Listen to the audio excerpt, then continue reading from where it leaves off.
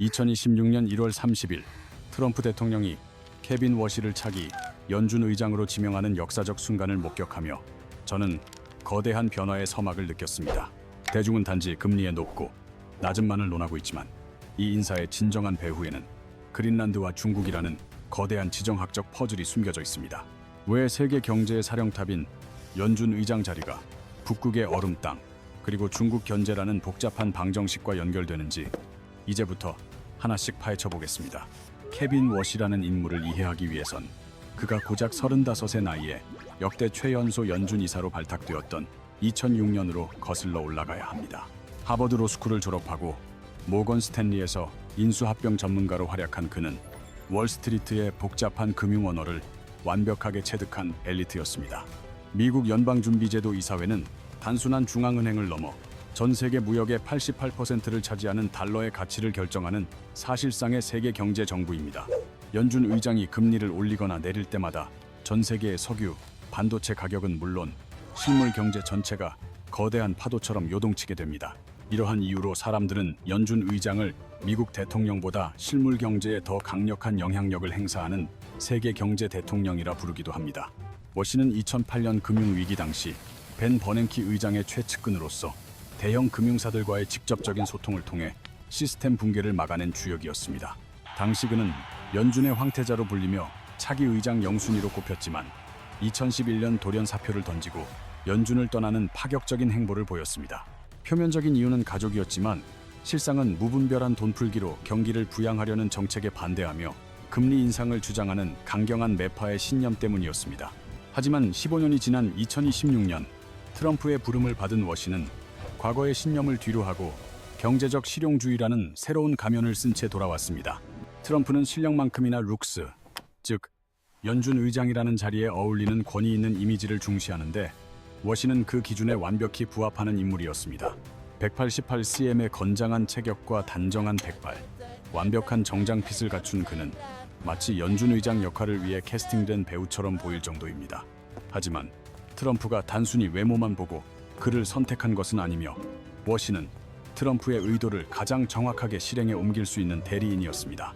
주목할 점은 워시가 트럼프 캠프 합류 이후 현재의 고금리가 경제에 부담을 준다며 신중한 금리 인하를 주장하는 유연한 태도를 보였다는 것입니다.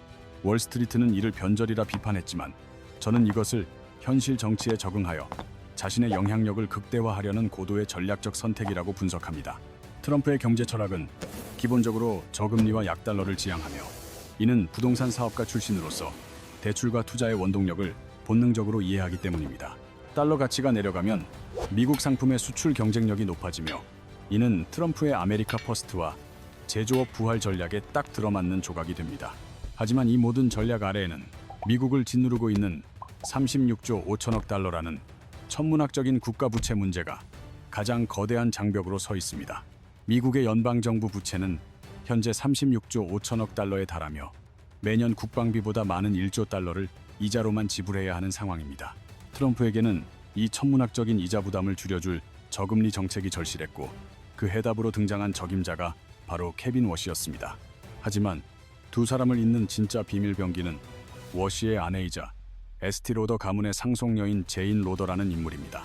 제인 로더는 맥, 크리니크, 조말론 등 세계적인 뷰티 브랜드를 소유한 거대 기업 가문의 핵심적인 상속녀입니다. 워시는 이 결혼을 통해 금융을 넘어 부동산, 미술품 전개를 잇는 전 세계 최상류층의 거대한 네트워크에 자연스럽게 편입되었습니다. 두 사람은 1960년대 와튼 스쿨 동창으로 만나 평생을 친구이자 사업적, 정치적 동반자로 긴밀하게 협력해온 관계입니다. 로널드 로더는 공화당의 거물 후원자로서 자신의 사위인 워시를 연준 의장 자리에 앉히기 위해 마쿠에서 강력하게 움직였습니다. 로더 가문의 영향력이 미국 금융 정책 전체로 확장되는 순간이며 이는 트럼프의 야망과도 완벽하게 일치하는 전략적 배치였습니다. 더욱 놀라운 사실은 트럼프의 그린란드 매입이라는 세기의 아이디어 역시 로널드 로더로부터 시작되었다는 점이 최근 외신을 통해 밝혀졌습니다. 로더는 일찍부터 지구온난화로 북극의 얼음이 녹으며 열리는 새로운 항로와 자원의 가치에 지대한 관심을 가져왔습니다.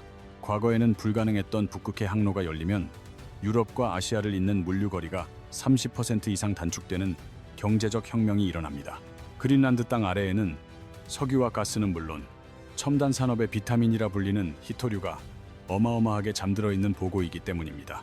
로더는 부동산 사업가인 트럼프에게 그린란드가 지구상에서 가장 저평가된 거대한 부동산 딜이라고 설득하며 그의 야심에 불을 지폈습니다. 그는 말뿐만 아니라 그린란드 개발 파트너스라는 투자사를 통해 현지 기업들의 지분을 실제로 사들이며 비즈니스를 실행에 옮겼습니다.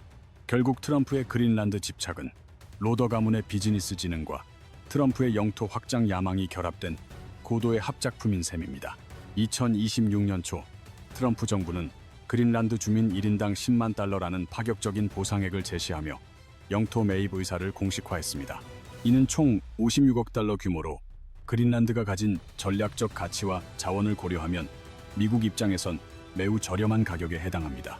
덴마크 정부의 공식적인 반대에도 불구하고 트럼프가 노리는 것은 무력이 아닌 돈으로 영토를 장악하는 금융적 점령 전략입니다. 21세기의 영향력 확장은 총칼이 아니라 대규모 인프라 투자와 차관을 통해 국가를 실질적인 통제 아래 두는 방식으로 이루어집니다. 미국은 그린란드 정부의 항만, 공항, 그리고 차세대 오지 네트워크 등 대규모 인프라 건설을 제안하며 실질적인 영향력을 확보하려 합니다. 인구가 적고 예산이 빠듯한 그린란드 자치정부로서는 미국의 이러한 거대 자본 투입과 인프라 현대화 제안을 거절하기가 현실적으로 매우 어렵습니다. 미국은 이 투자의 대가로 군사기지 확장, 희귀 전략, 광물 채굴권, 그리고 북극 항로의 통제권이라는 핵심적인 지정학적 이익을 챙기게 됩니다. 바로 이 지점에서 연준 의장 케빈 워시의 역할이 트럼프의 거대 프로젝트를 완성하는 결정적인 마지막 퍼즐 조각이 되는 것입니다. 수십억 달러에서 수백억 달러가 투입되는 이 대규모 프로젝트를 성공시키려면 미국 정부의 재정적인 여력이 반드시 뒷받침되어야 하기 때문입니다. 하지만 36조 달러가 넘는 빚을 진 미국은 현재 이자 지출만으로도 버거운 상황이며 고금리는 이러한 국가적 프로젝트의 가장 큰 장애물입니다. 만약 워시가 연준 의장으로서 저금리 기조를 유지해준다면 미국 정부는 이자 부담을 획기적으로 줄이고 그린란드 투자를 위한 실탄을 확보할 수 있습니다. 즉, 연준 의장은 단순한 통화 정책 결정자를 넘어 트럼프의 야망을 경제적으로 실현하는 일종의 국가 금고지기 역할을 수행하게 되는 것입니다. 2026년 1월 다보스 포럼에서 트럼프는 그린란드의 안보와 번영을 위해 미국의 역할을 확대하겠다는 구상을 전 세계 리더들 앞에서 구체화했습니다. 그는 차세대 미사일 방어 시스템인 골든돔을 그린란드까지 확장하여 북극권 전체를 아우르는 강력한 안보 우산을 제공하겠다고 선언했습니다. 이는 러시아와 중국의 잠재적 위협으로부터 그린란드를 보호한다는 명분 아래 미국의 군사적 통제력을 더욱 강화하려는 고도의 전략적 포석입니다. 이제 그린란드는 단순한 얼음 땅이 아니라 대서양으로 나가는 핵심 길목을 지키는 21세기의 지브롤터로 새롭게 정의되고 있습니다. 이곳을 장악하는 국가는 북극해 항로를 드나드는 모든 선박과 해군 함정의 움직임을 실시간으로 감시하고 물리적으로 통제할 수 있는 힘을 갖게 됩니다. 전략가들이 그린란드를 가리켜 가라앉지 않는 거대한 항공모함이라 부르는 이유 역시 이곳이 가진 압도적이고 독보적인 지정학적 위치 때문입니다. 트럼프가 그린란드에 구축하려는 최첨단 미사일 방어망과 감시체계는 북극권 전체의 안보 지형을 미국 위주로 재편하는 거대한 감시탑이 될 것입니다. 그리고 이 모든 군사적 경제적 요새를 건설하는 데 필요한 막대한 자금을 연준이 저금리 정책을 통해 지원하는 완벽한 구조가 형성된 것입니다. 달러의 강력한 힘으로 세운 북극의 성벽은 중국과 러시아의 해상 팽창을 원천적으로 봉쇄하는 현대판 금융만리 장성이라 불러도 손색이 없습니다. 이제 시선을 돌려 트럼프와 워시가 그린란드를 통해 어떻게 중국의 가장 아픈 구석인 자원 공급망을 공략하려 하는지 자세히 살펴보겠습니다. 중국은 이미 2018년에 자국을 근북극 국가로 규정하며 북극해의 경제적, 전략적 이권에 강력한 도전장을 내민 상태였습니다. 그들은 이른바 빙상 실크로드 프로젝트를 통해 북극해를 거쳐 유럽과 아시아를 잇는 새로운 물류 패권을 장악하려는 야심을 숨기지 않았습니다. 중국은 2010년대부터 그린란드의 광산 개발권에 대규모 투자를 단행하고 주요 공항 건설 사업에도 입찰하며 북극의 교두보를 마련하려 했습니다.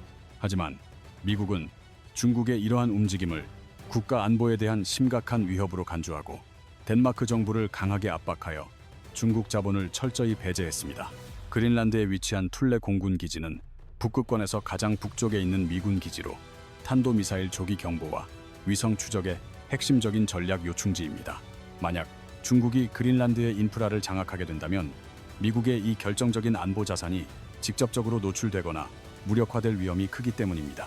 트럼프가 그린란드를 미국의 영향권 아래 확실히 묶어두려는 진짜 목적은 중국의 빙상 실크로드 야망을 뿌리째 뽑아버리기 위함입니다.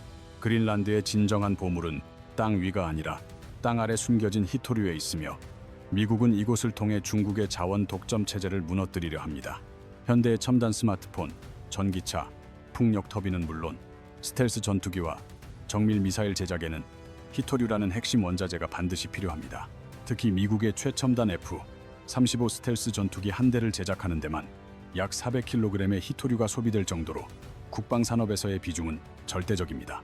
현재 전 세계 히토류 생산의 약 70%와 정제의 90% 이상을 중국이 독점하고 있어 미국은 원자재 공급망에서 중국에 철저히 종속되어 있습니다.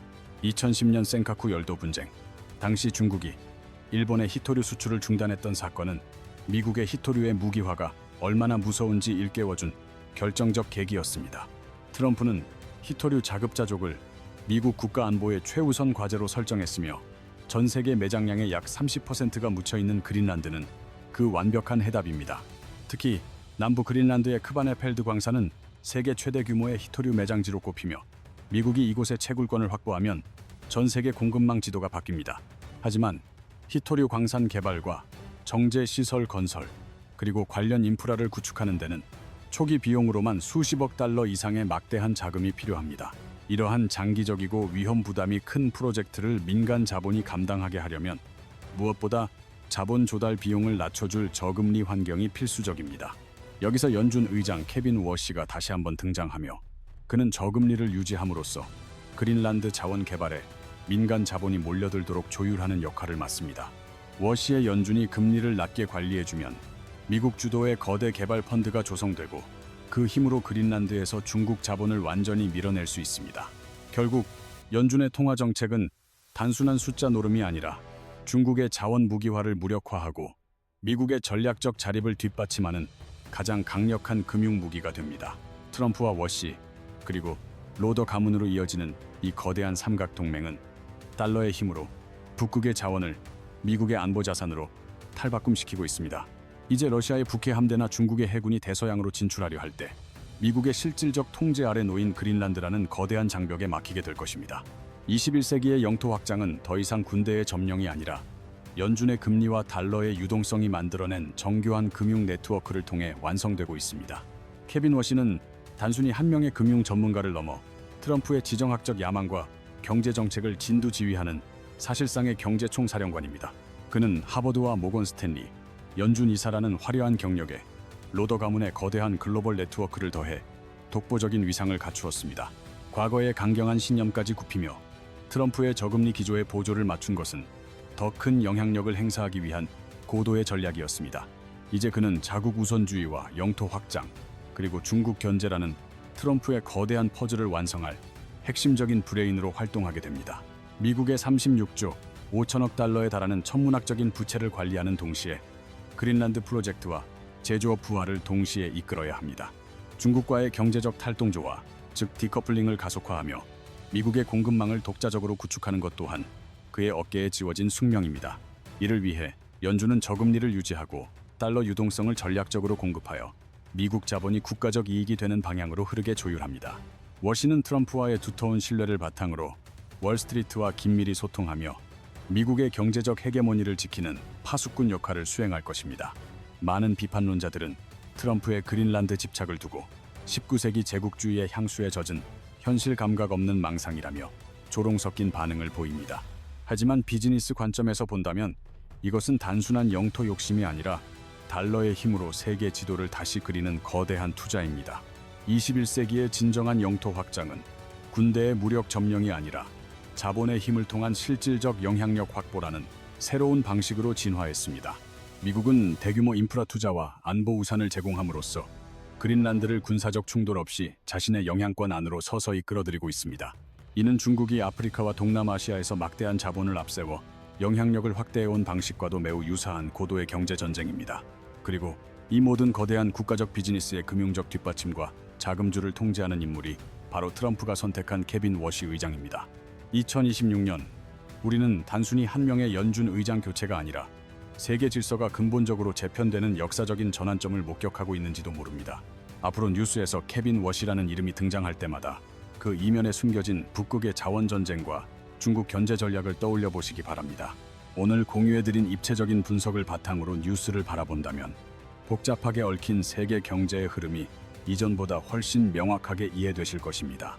평범한 경제 상식을 넘어 글로벌 권력 지형의 본질을 꿰뚫어보는 통찰력을 제공해드리는 것이 이번 영상의 가장 큰 목적이었습니다.